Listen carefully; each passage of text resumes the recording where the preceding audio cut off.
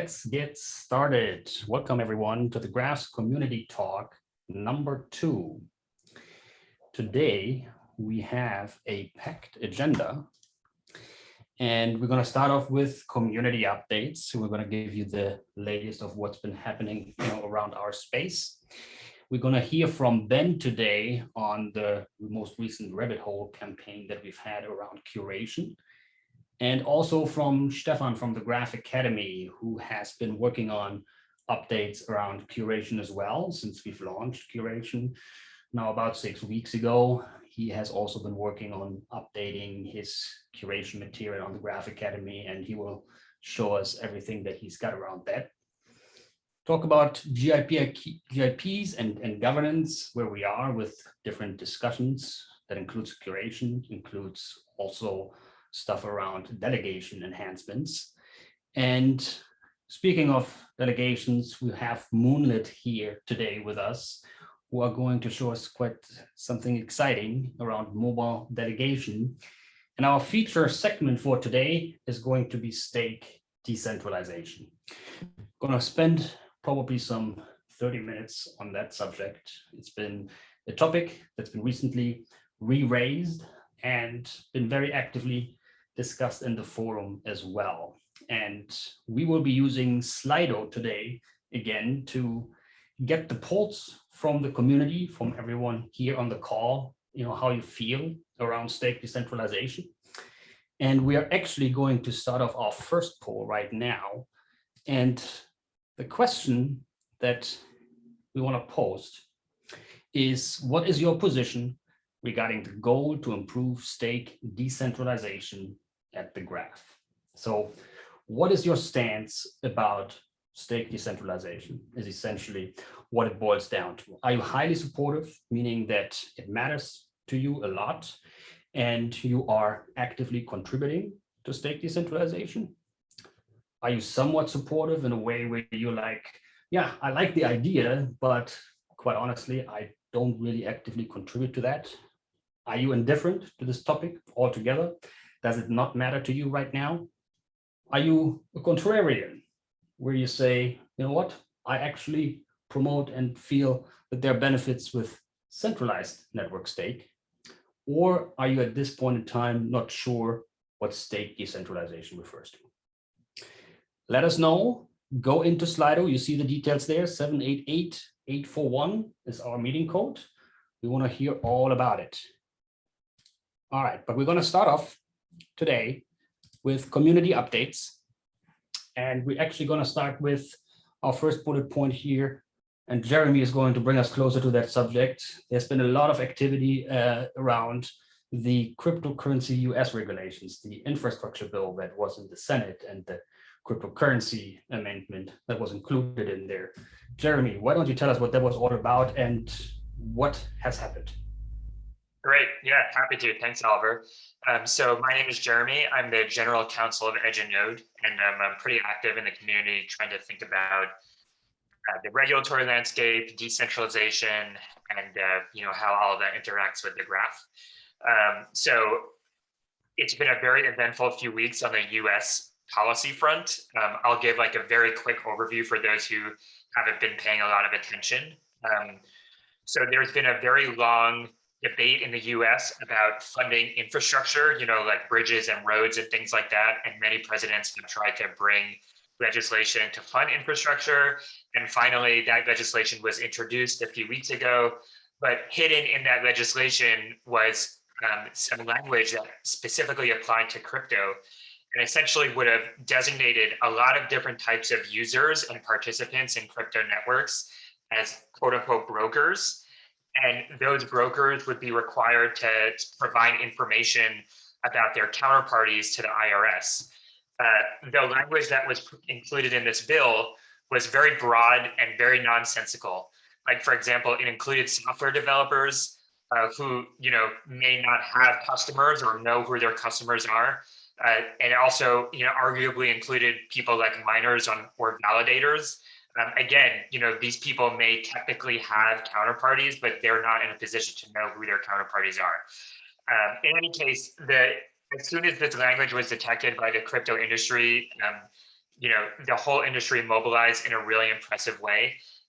There was a week of introducing amendments to this original language that either would have made the language worse or better, depending on who the author of those amendments were.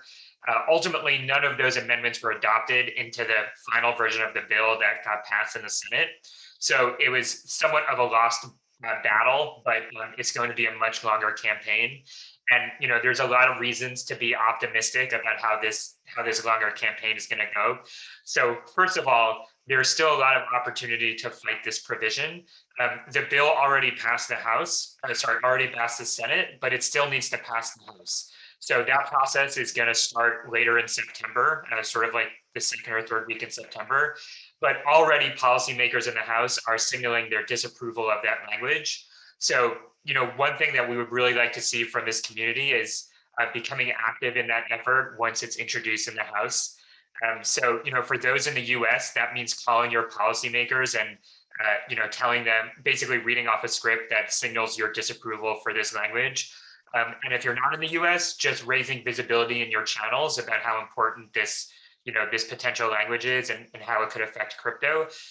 We will definitely kind of provide guidance and a call to action at the right time. So just stay posted there. And I think just kind of zooming out, in this whole process, the crypto industry has solidified into an extremely formidable political presence. I mean, way more than I was expecting, and I think many others in the general kind of political world were expecting, which is awesome. And you can see that senior policymakers, at many different agencies in the House and the Senate are starting to grapple with the importance of crypto as a part of the kind of financial technology landscape, and the importance of, if you are going to regulate crypto, doing so in a sensible way. And I think that's going to be extremely important over the next many years as crypto regulation becomes a bigger and bigger focus in the US. But as a reminder, the immediate short term is kind of mounting this battle in the House once that language is introduced in the House. So we'll keep this community posted and provide some kind of suggestions and guidance on how to get involved at the right time. Thank you, Jeremy. I agree. Sort of like the silver lining from what we've witnessed is, especially some political figures in the Senate that have been speaking up for more meaningful amendments. The sort of deeper knowledge that they showed they had on this subject was kind of impressive to see, unexpected, and definitely a positive sign. Thank you.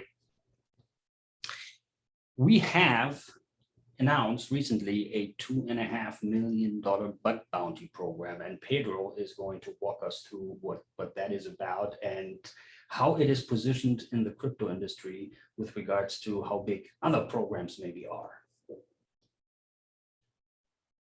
Right, thanks, Oliver. Hi, everyone. Yeah, so we've partnered with Immunify. Immunify is the leading bug bounty platform, and we did partner with them. We want to improve our inbound, let's say. We want to secure our protocol, the whole network. And this turned out to be one of the largest or the largest active bug bounty program currently live, which is pretty awesome. It was a very easy process to work with Immunify. It was a great partnership.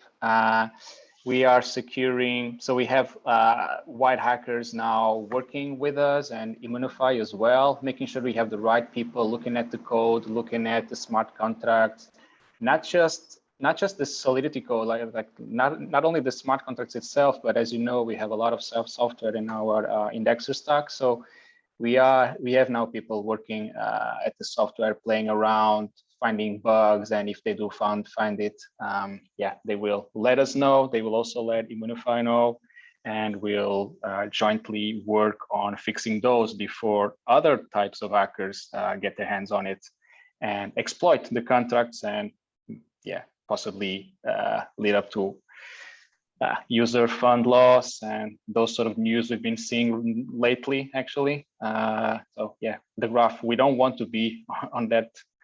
We don't want to be on the news, definitely. So that's why we are partnering up with these white hackers to basically reward them for finding bugs before others do. So it's a large one for critical bugs like freezing contract holdings or empty funds, like the typical smart contract security bugs like reentrancy. Yeah, we have up to 2.5 million USD. That's the reward, always capped to 10% of the total economic damages. But we also have other levels, like we have 5 different sort of security levels, critical being the 2.5 million, high is 200K, medium, that's 20K, and the low ones are like 5K. And yes, you can, I will link in this chat the link to our blog post. You can read more about it. You can check Immunify's website. You can check how the rules are, what the rules are really. And yeah, this was great. Hopefully our protocol is more secure now, and we have the right people looking at it to avoid things that we don't want to see, definitely. Awesome. Yeah, you can find the details in the blog post, find out what the program is all about, what a bounty program is in the first place, in case you don't know it yet. It really is reflective of how serious we take security at the Graph when you look at just the amount that we've posted for it. And that is really for the benefit of all network participants. Thank you, Pedro. Last time we spoke a lot about curation and curation experiences that the curator community has gained early on following the launch of Curation. And we're happy to have announced what we call curator bootstrapping rewards. We have a blog posted for that last week with the details in it. It is essentially a reward of 700 GRT for all curators that were active in the first week following Curation launch. And I want to say here to everyone, and I know that there are many people involved and also very actively in forum discussions right now that have contributed to protocol enhancement ideas that are really geared towards strengthening the curation experience. And we are seeing a few updates that are likely coming through. One of them is the deploy and signal feature that has received broad support, but there is a lot more coming and a lot more being discussed right now in the forums as well. So thank you to everyone who's participating so actively in that. And we're happy that we were able to also reward the early curators of the program by helping us to move along in this process to make the experience better. We have also seen Matchstick launched. Pedro, do we have somebody who wants to provide us some feedback on the Matchstick launch? I think this would be Petko. That would be awesome if we get him on stage. Let's say. We have him here. Yeah. Yes. We have. Yeah. Very good. Hey, Petko, how are you? Hey guys, yeah, I'm fine. This is kind of unexpected, but yeah, I can provide some information about Matchstick. So yeah, Matchstick is basically a unit testing framework for subgraphs. What that means is using Matchstick, people can test their event mapping logic, which, as you know, if you were to do it right now, you would have to deploy your subgraph, wait for it to sync, and eventually check the logs and see if you can figure out what the issue is using that. But now with Matchstick, you can actually write unit tests and have sort of a mocked store. So everything that gets saved through the handlers gets saved in the mocked store. And I can link just the link to the repository and the documentation in the chat so everyone can see it. So it's currently live in MVP, so everyone can feel free to try it out and give us feedback. We are very eager to keep working on that and improve Matchstick with all of your amazing feature requests. So that's basically it. Awesome. While we have you here, does anybody have a question here for Pek? Actually, Oliver, let me just add that I think this would be covered during the upcoming developer highlights series. Okay. Yep. So people might want to follow up in a few days, right, Petko? Yeah, I had a great conversation with Slim Chance, and he said that that episode of Developer Highlights is going to be released in the beginning of September. So watch out for that. We're gonna look at Matchstick in depth and show you all the ways in which you can use it. Perfect. Awesome. Thank you, Petko, for the update there. Okay, that summarizes our community updates. And before we go to the next agenda item, just want to quickly go back to our poll that we have active right now. We've got, I think, just over 20 responses. So please, everyone, go in and give us your feedback on your stance on stake decentralization. We are going to be talking about that in much more detail here coming up at the halfway point. Okay. Now, we are moving on to RabbitHole. We have Ben with us from RabbitHole here today, who have done a campaign for us, which was all about promoting our curation. Ben, how are you? Hey everyone, thanks for having me today. Well, thanks for being here. Why don't you walk us through what the campaign was all about and the success that you have achieved? Yeah, so for context, RabbitHole is a platform where communities and networks like the Graph can incentivize and reward users for contributing and participating in their network. And we recently did a quest for the Graph where we were rewarding and incentivizing and rewarding users to curate and signal on the Graph. And of course, we verify that users actually complete their on-chain tasks by using none other than the Graph. And so we're huge fans of the work you're doing, and we are really happy to be able to participate and create this campaign to drive real measurable impact to the curators on the Graph network. And so in tandem with the launch of Curation a few weeks back, we launched a quest that incentivized people to go and signal on 2 different subgraphs. We had 1,500 rewards in GRT that we were using to incentivize people to do this, and we were really blown away by the results. We actually had to add more rewards to the campaign because the quest was so popular with users. And through this quest, we were able to increase the total number of curators by 4x versus what it previously were.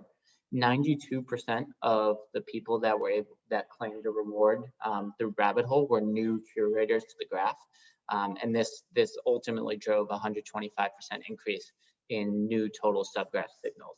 And so we were really excited about these results, able to help attract skilled participants to the Graph's network, which every single network needs. And so excited about this quest, but also excited about what the future could hold for a partnership between RabbitHole and the Graph. We're building up the capabilities to measure and incentivize and reward any on-chain task. And so as the Graph's needs continue to evolve, we would love to continue to create campaigns and quests that help the Graph achieve their needs. And so, for instance, the next step might be, instead of just driving curators on a binary basis to signal, what if we did it more performance-based? And it was, you have to actually be good at signaling. And so you were rewarded if you were able to create a certain amount of return over a period of time through your signaling. And that way we're incentivizing longer term involvement and actually performance-based. And so that's just one example of an idea of how RabbitHole and the Graph could continue working together in the future. But overall, really excited about the results we were able to drive with this first quest, over 1,500 redeemers, and a huge success to helping the Graph launch signaling and curating and helping bootstrap those users. Awesome. You know, that reminds me on something that I hear a lot being raised in the community, like how does the Graph engage in marketing? and we obviously don't place TV ads, right? And we're looking to promote really the graph as a protocol and its use case. And what I really like about this initiative is that it just generates more visibility, in the Web3 space. We see 92% new users here, but it's doing so in a way where you engage in the network, right? So it really connects the dots there, and I think it's a great campaign. When you look at the numbers that you have achieved for the graph, are they in line with what you receive with other campaigns? How should we look at those numbers if you benchmark it against other campaigns that you've done? Yeah, I think this was definitely one of our most popular campaigns to date, especially for layer 1. On layer 2, we tend to be able to drive thousands of users just because the transaction fees are much lower. But in terms of high quality transactions that do have a significant cost when you're going to signal on the subgraph, and do require a bit of skill, and being crypto native and understanding what you're doing, I think we were certainly blown away by these results. And as I mentioned, we were not planning on having the quest be this large. Right. I believe the original quest design had 1,000 redeemers, but the rewards went so quickly that working with the team being flexible and seeing the success we're having, we're able to add additional rewards to our campaigns so that we could keep it open to more people. So we were definitely impressed by the enthusiasm from our community to join, to use the graph and to signal. Awesome.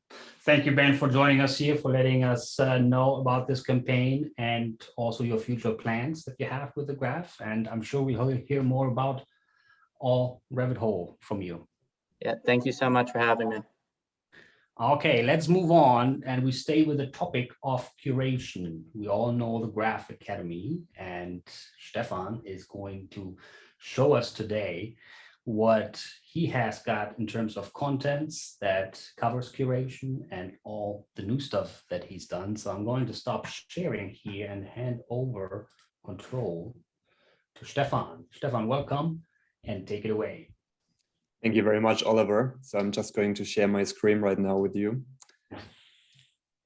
All right, you should see everything now.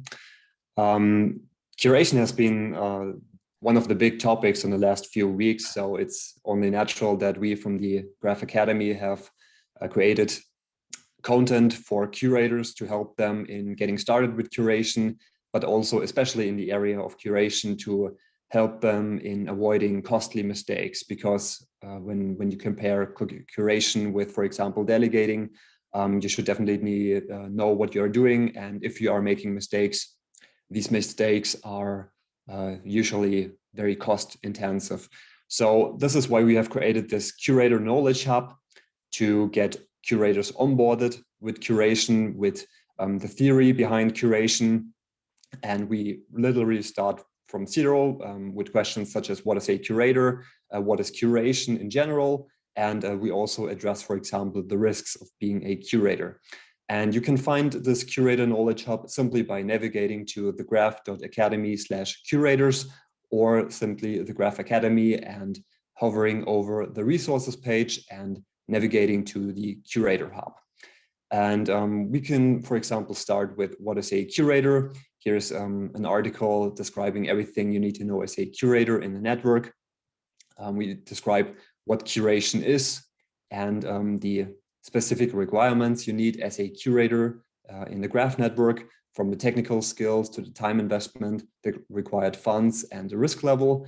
And we address, for example, what kind of subgraphs are available, what subgraphs are, and yeah, that's basically an introduction to curation. So if you haven't checked it out, check out this resource page.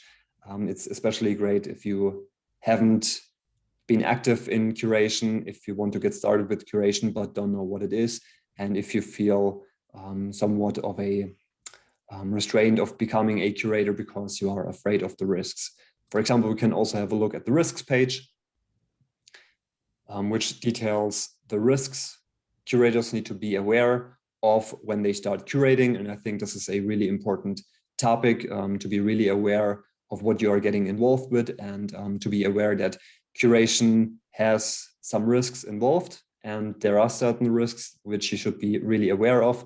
For example, risks of bonding curves, because curation happens on a bonding curve. So it could mean that the share of your curation, the value of your curation shares can increase substantially, but it can also decrease substantially. And there are other risks you should be aware of, so be sure to have a look at them. We also have a detailed risk assessment over there at the website, which goes into more detail about all the risks, so you can learn more about the risks and learn more why these risks are important to keep in mind. Then we have a section with the basics for curators. For example, we have an introduction to bonding curves, where we explain what bonding curves are, how they function, and basically to give you more insights into the theory behind curation and the underlying topic of bonding curves, because this is everything that's really important for curators to understand how bonding curves function and how curation in general functions. So we give you a great overview about bonding curves. We explain to you how bonding curves function, how they work, so that you can understand the mechanisms behind them, and also that you can understand, for example, when your curation value or your curation shares go up in value, and if they decrease in value, so that you understand the basic theoretical idea behind these bonding curves. We have many diagrams to basically explain the theory behind it, so to give you a better understanding of the bonding curves. Then we take a small excursion with another article about cryptoeconomic primitives that explain cryptoeconomic primitives and how they are used in the graph ecosystem. Then we go into detail about curation markets in the graph network and curation shares, how it works, how minting works, how burning works in the area of curation, and everything related to that. Then we have also community contributions from Data Nexus, who was kind enough to supply articles and videos about different topics in the area of curation, for example, about verifying subgraphs. You can see his very detailed video where he gives a detailed explanation of what curators need to know when they want to verify the accuracy of a subgraph, because this topic is really important, because you do not want to verify, or because you do not want to signal on a subgraph that is not actually a real subgraph. So Data Nexus gives really important topics and addresses the importance of verifying the subgraph before you curate on it. And he has also written a very detailed article about what you can do to verify a subgraph and to see if it is legit or not. And he goes into very much detail into 3 steps you can follow how to verify a subgraph. For example, in getting in touch with the development team, asking them, hey, is this subgraph from you and is it legit? And you can also see another step that he goes into detail, what else you can do to verify if these subgraphs are legit. So I think that was about it. If you are, what I wanted to highlight is, if you are very good in curation, and if you are a content creator or interested in creating content, you are more than welcome to get in touch with me and everybody else from the Graph Academy, with Oliver or with Jim. And we would be really happy to talk with you about featuring your content over there in this resource hub. And if you are willing or interested in creating content for this research, for this resource hub, we would be really excited to talk to you. And yeah, we would be really happy to feature your content over at this page. So feel free to get in touch with us if you have any content. So I think that was about it, Oliver. Awesome. Thank you, Stefan. It connects really well with what we heard before with the RabbitHole campaign, right? We have 1,500 new curators, and some of them might have experienced curation, but don't know everything about it yet. So anyone listening from that cohort, go to the Graph Academy and you have the chance to really get intimate knowledge about curation. It is definitely associated with higher risks. We always highlight that. It's not as passive as delegation is, so it definitely is recommended that you read through that and get familiar with the dynamics on the bonding curve and everything associated with curation. Thank you, Stefan. Exactly, no problem. And what I wanted to mention is, for example, if you have ideas for content, you can always reach out to us and let us know where you would like to see new content, and we will definitely see what is possible to provide that kind of content. For example, if you want to have a video walkthrough of everything you need to know to become a curator, every click you need to make on the network page, we will be happy to supply this kind of video material or written content. So just feel free to ping us in the official Graph server or in the Discord server of the Graph Academy, and we will be more than happy to provide this content if you have any content suggestions. So feel free to reach out. We are always happy to talk with you, and we are more than thankful if you have content suggestions for us. Thank you. All right, I'll take it back from here. All right, I stop my sharing. And I'm going to start sharing again. There you go. Okay, that was the Graph Academy. So as far as governance updates is concerned, for the sake of time, I want to make sure that we have enough time to talk about stake decentralization. I'm going to keep this fairly short. There are active discussions going on. I would say the most active one right now is around dynamic curation tags, or we have a new proposal out there that is called reverse auction, and many others, in fact, and a lot of people have chimed in. I recommend everyone check out the forum for every post, that has been left there, and be part of the discussions. It's really important that we get a lot of these things right, especially around curation. And I'm going to leave it as that for now, so that we can move on with Moonlit, who are actually going to show us something very exciting, something that I know is important to the delegator community, and it's all about mobile delegation. So, hey guys, thanks for having me.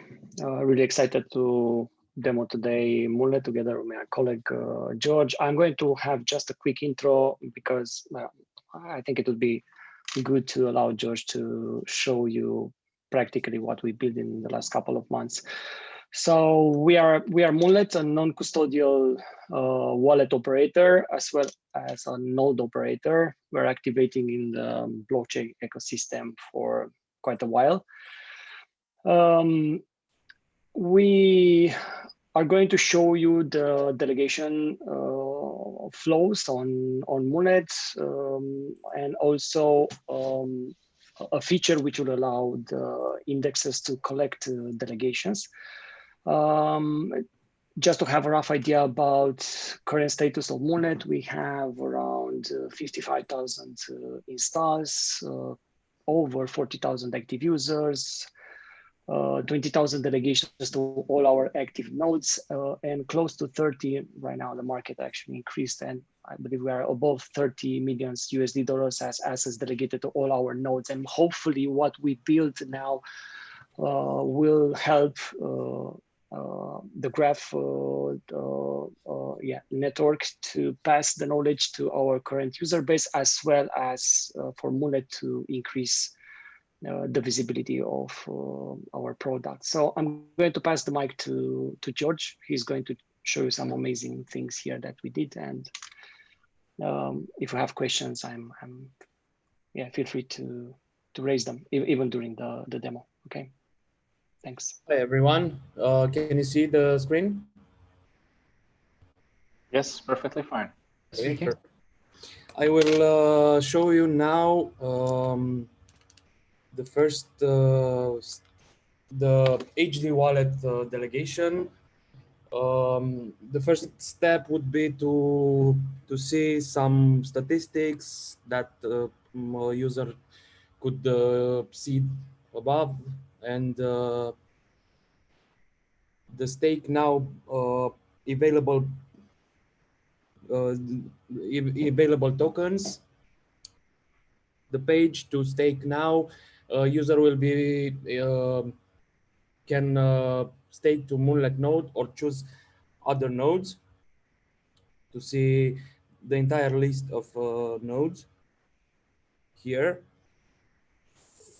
For now, I will stake a very small amount.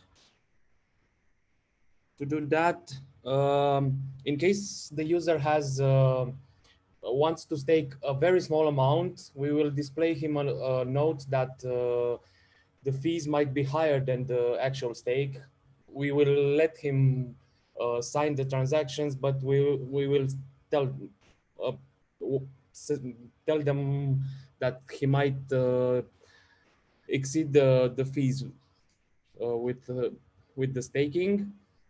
For this, for staking, there needs to be 2 transactions to increase allowance for GRT staking token and the actual stake.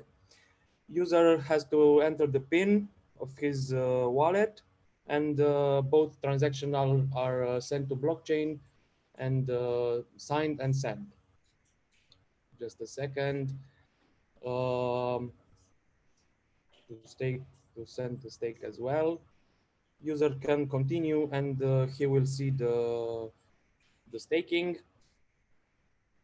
Then he will be able to see other information on the account page, the my stakes, where he can see if he staked to multiple indexers, transactions. And now I will connect my ledger. I'm using Nano X ledger because I'm using iPhone, and we have implemented Nano S, but only on Android because iPhone doesn't allow this to connect with the cable. Just a simple Nano X Bluetooth, just connecting. The Nano X is discovered, confirming your connection, and I will verify the address on my ledger now. Just approve it. And the connection is done. And from this point, a new wallet basically is created, and the user will not be pointed to connect other times the ledger again, just stake as the HD wallet is the same way the HD wallet works, a small amount as well. Stake now. The difference here is that user must sign the transaction with the ledger, sign first transaction. The increased allowance must be done first. I'm reviewing the transaction. Accept. The transaction is done, and now the stake transaction. Same steps, review, and send. And basically that's it. And these transactions are sent to blockchain. The increased transaction is already confirmed. The stake takes usually a little bit longer. User will be able to see the transaction history here, details about it, about transactions. As I said, staking takes a little bit longer. I think it's done. Yep.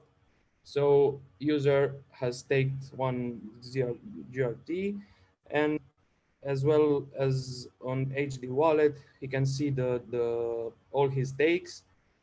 And I'm using the same private keys, so basically the HD wallet and ledger has the same addresses.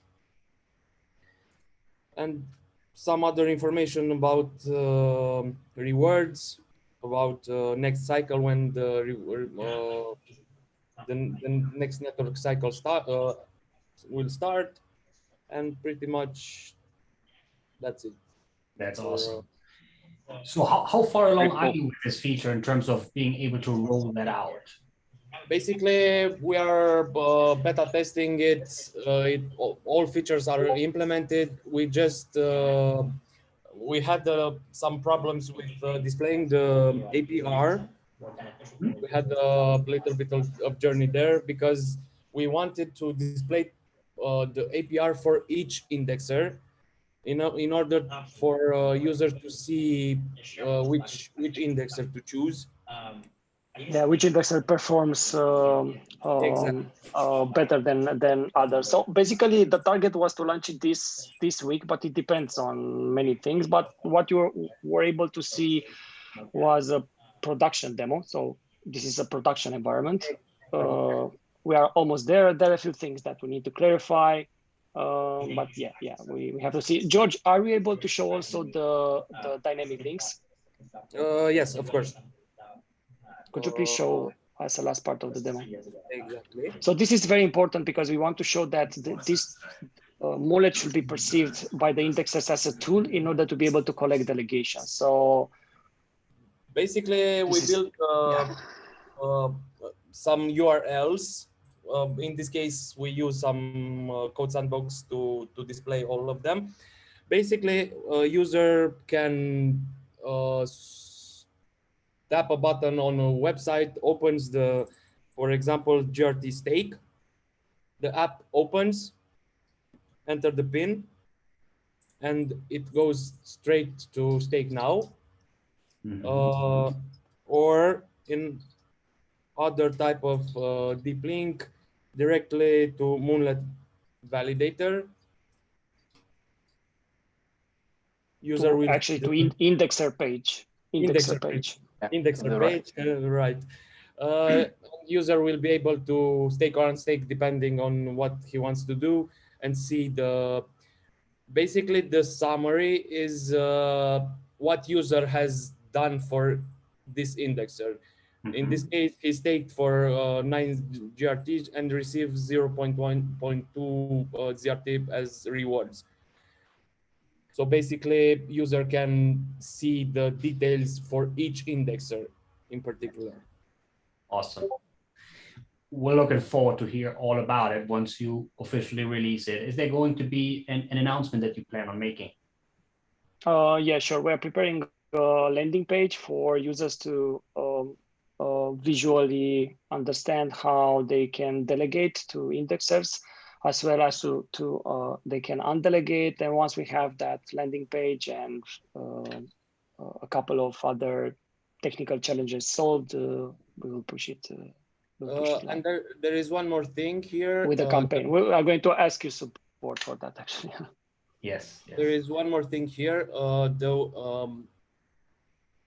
Functionality for user to, after they unstake and the unbonding period passes, he will be able to withdraw his ZRT tokens.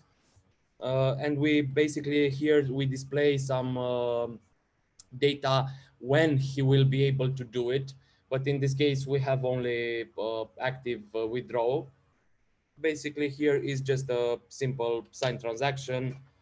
And this is on Ledger. Just sign. It's awesome. Let me just shout out also to Grafternauts who helped them with the APR and the formulas. It's a great example of having different people from the community and grantees working together. That was nice to see. I don't think we mentioned this, but Moonlight is also a Wave 1 grantee. And as we've been saying, these grants are always open. I will leave the link in the chat as well. Feel free to submit your ideas, your proposals, whatever you think you can build that adds value to the whole ecosystem and our network. Feel free to apply as well. Thank you. Thanks so much, guys. Adrian, we're really excited. I know a lot of delegators have been asking for this type of feature, so it's great to see that you guys have been able to develop that. Thank you. Thanks everyone for your support during the development, and looking forward to it. Okay, let me start share my screen again, and let's move on to our feature segment for today, which is stake decentralization. So I want to start by checking in on the results that we've seen. Here they are. So what is your position regarding the goal to improve stake decentralization? Majority says somewhat supportive. 11 out of 23. So that's about half that say essentially, I support it, but I may not be actively contributing to stake decentralization. And we have 10 that are highly supportive, that are already actively taking part of that. So very interesting.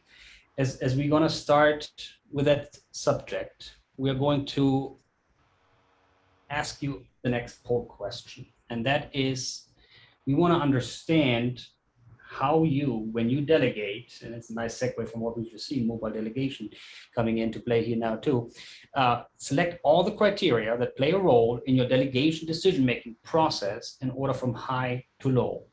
So you can select as many as you like. You can select only one if that's really what you do today.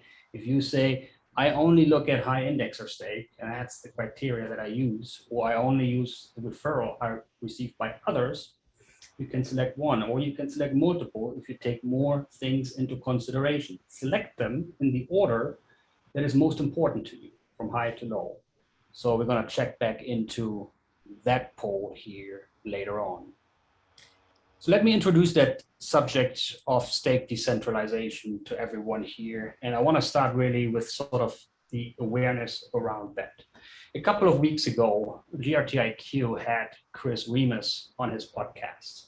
And those of you who follow Chris know that he doesn't just believe in decentralization. From what I can say is that to him, it's one of the fundamental reasons for being part of the Web3 space. And he was also influential in terms of how I think about it, to be honest. And coming into the Web3 space myself with a non-technical background, the key message I heard early on about decentralization at the Graph was around, we don't have centrally controlled protocol operations, but rather independent indexers distributed across the globe. We might be the Google of blockchain, but we're also very different in that no one entity has full control over the protocol.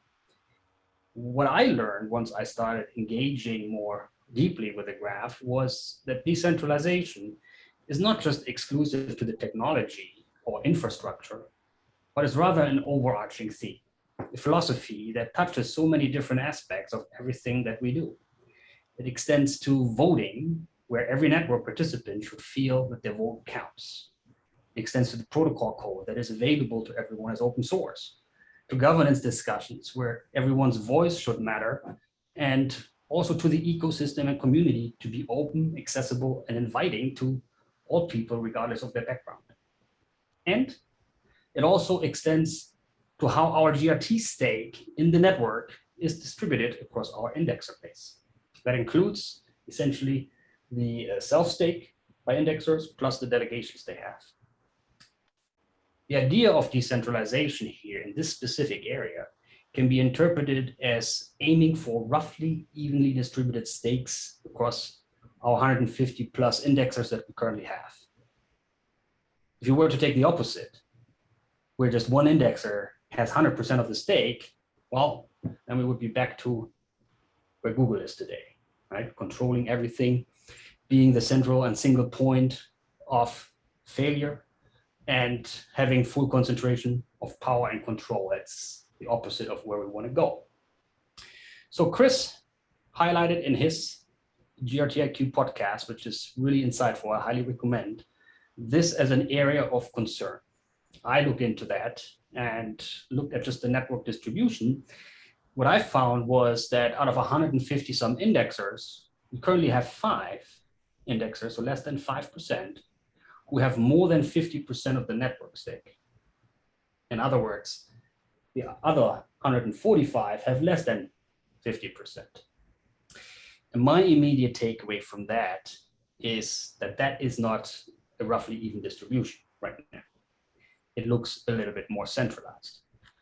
So we have a forum post now on that subject. Many people have decided to participate in those discussions. And I want to highlight Gary Morris here, who is one of our council members at the Graph, who's actually raised that topic about 6 months ago, earlier this year. And we already had lively discussions back then, and there was a lot of passion and emotion around it too. And we did not leave those discussions with tangible results in a way where we had specific proposals that were later implemented to address stake decentralization. So it was a good opportunity to bring that back to the community again. And I'm happy to see how the discussions have evolved, how the community has matured in these discussions, where I feel we are really talking about it as a community in a much more productive way. And that discussion I want to bring here to the community talk today. We have a number of folks from the community that are going to be part in these discussions from different corners of the network. And I'm going to bring them in one by one. I want to start with Chris Ewing. Chris Ewing is an admin in the Graftronauts channel that we heard about earlier. And they actually did also a poll, a survey that they have received quite a bit of feedback on with regards to how important their cohort in the Telegram channel thinks about stake decentralization, which can be viewed more of a delegator feedback. So Chris, welcome to the discussions. Can you tell us a little bit about the survey? What were the results that you've seen, and what do you think about stake decentralization? Sure. Thanks for having me. The poll that we took had, when I checked it here a few minutes ago, it had exactly 100 votes on it. The top category was why is stake, or do you feel that stake centralization is very important? We had over 60% of those who took the poll and understood the concept of stake centralization felt that that was important. The next category was, do you feel that it is somewhat important? And we had 16% not very important. That was 7%. 7% didn't care at all. And 22% said, what in the world is stake decentralization? So two things that I took from that were people that understood the concept. Again, over 60% of those felt that it was important to a significant degree. And the second thing was that, and I think the poll that we took here today bears this out as well, more education would be required to explain to people the importance of this and why it's essential for the way the protocol functions. Within the community, it's not something that was a big discussion point until Chris Remus's interview, and I think that kind of got the wheels turning for people. And it's one of those things that's in the background and you don't think about it very much, but when you actually sit down and look at it, it really is vital to making sure that the protocol maintains its security and its stability. I believe Konstantin touched on this in his interview a couple months ago, and he said, with being a large indexer, he said our choices and our decisions are magnified. He said if we make a mistake, it shows up a whole lot more than if somebody else does. So the incentive there would be to not make a mistake, but still, it's just one of the dangers and responsibilities actually of being a larger indexer within the community. Yeah, your mistakes are more unforgiving, right? In many ways, I posted in the forum that when a smaller indexer makes a mistake, the rest of the network may hardly notice. But if a larger indexer sneezes, then smaller indexers may catch a cold. So we have Konstantin here with us too, from P2P, one of our larger indexers and highly active in the community as well, who's decided to join this conversation. You are also very active in the forum. I really respect you, presenting your viewpoint from a large indexer's perspective. Hi, Konstantin, how are you? Hi, Oliver, thanks. I'm fine and really happy to be here with you. Thank you. Actually, as I said before, we totally agree that decentralization is pretty important thing. And as Chris also mentioned on the JRTV podcast, we talked about being like a bigger indexer here. It's not our goal. and we actually didn't start any like marketing campaign for attract people. And even now, if someone asks us about like, could you recommend some good indexer, we don't recommend join to us. We actually recommend to join to other indexers who really active in the community and have not so huge stake.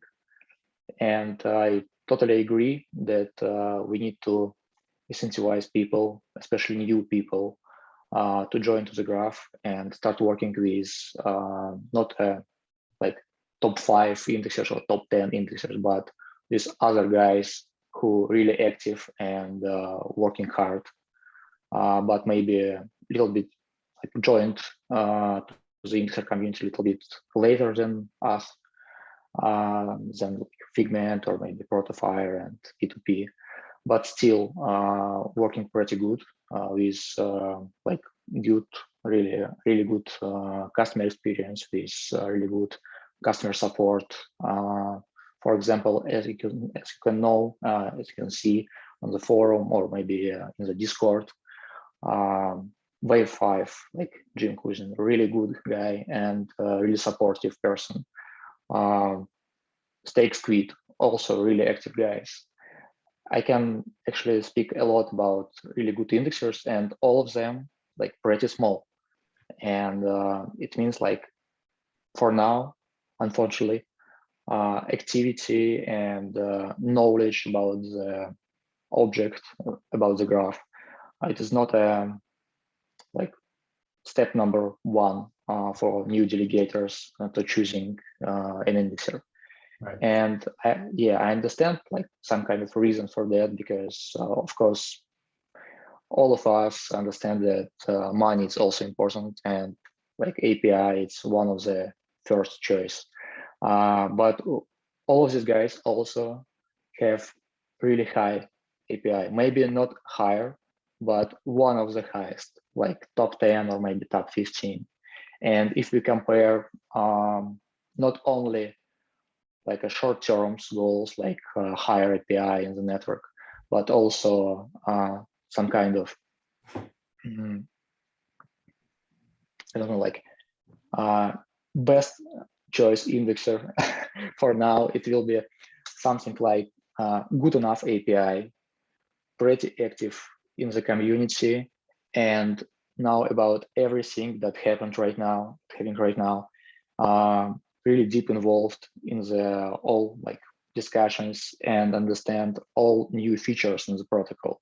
Because if you just look at the GraphScan, for example, you can find sometimes that some indexers does not care about like new features and can just skip some new subgraphs or maybe some broken subgraphs, new versions subgraphs, and all of these like mistakes, all of these missteps could lead us to like lost some money, lost some profit for our delegators.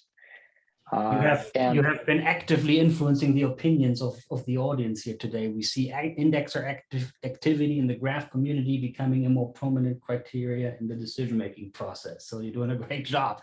And you do bring up a great point, on the way you posted, when, the criticism around stake decentralization is don't just stake, to, large indexers.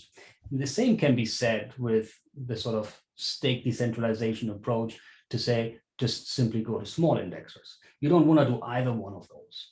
I think what the key message is here, there is a sort of process that we recommend, which is to get to know your indexer. We have a series on that in the forum as well.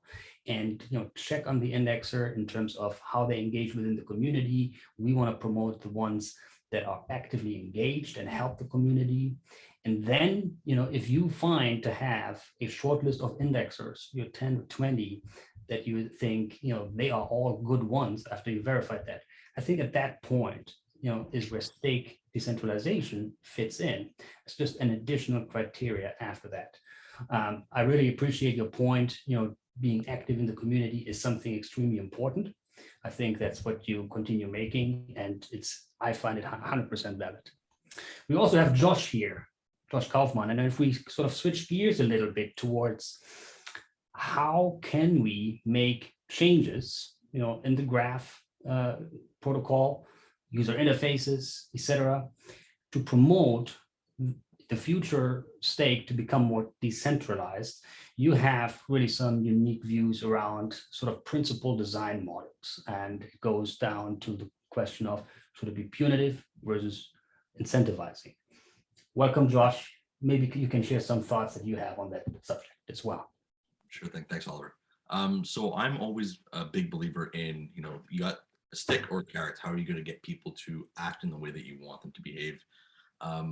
I think the carrot is generally kind of the reward versus the punishment is generally the way that most people tend to react and engage better on a long-term basis. It's one thing if we can use a stick to punish someone, and then we might give them a bad taste in their mouth, and maybe they won't stick around the graph community long-term. But what we want to do is grow the community and keep people for years and years versus just someone that's in here for a short period. So I think the more carrots that we can find, the more influence we can have on people to act in a way that we as a community would like them to act, based on our ideals that we set up based on our governance, and also to keep them around and engaged longer term. I think there's a concept called nudge, where we don't explicitly tell people what it is we want them to do, but we give them the ideal that this is how people here are behaving. A famous example is that in places where taxes are hard to collect, they'll send out the letter saying, hey, you owe these taxes, please pay them within this amount of time. And then they made a switch. They said, hey, you owe these taxes, and we find that most people tend to pay them, over the next 3 months or 6 months after being notified of that. And the fact that people said, oh, most people tend to do this, then they kind of fall in line because there's a self-motivation. I want to be part of the herd. I want to be part of the group, and I don't want to feel like an outsider. So the more that we can get people to self-motivate, to want to see a self-decentralized community, if that's the idea that we want to promote, then self-motivation will help to drive that. I mean, the classic example that's we keep bringing up is staking facility they have on Solana, a site called Solana Beach, which does a really, really great job at saying, of all of the validators of Solana, the 33% of the stake is controlled by these top, I think right now it's like 17 validators. I might be wrong on the exact number. They basically hide those top 17 and say, hey, consider delegating towards the validators that are below this level to promote stake decentralization. So they're not saying, hey, you can't go to 17. They're just trying to promote the ideal that the community would like to see. So I'm always of the opinion that the more that we can promote the ideal, the better off we'll be, because then as new people join, they're going to get that message rather than, hey, don't do this because it's bad for whatever.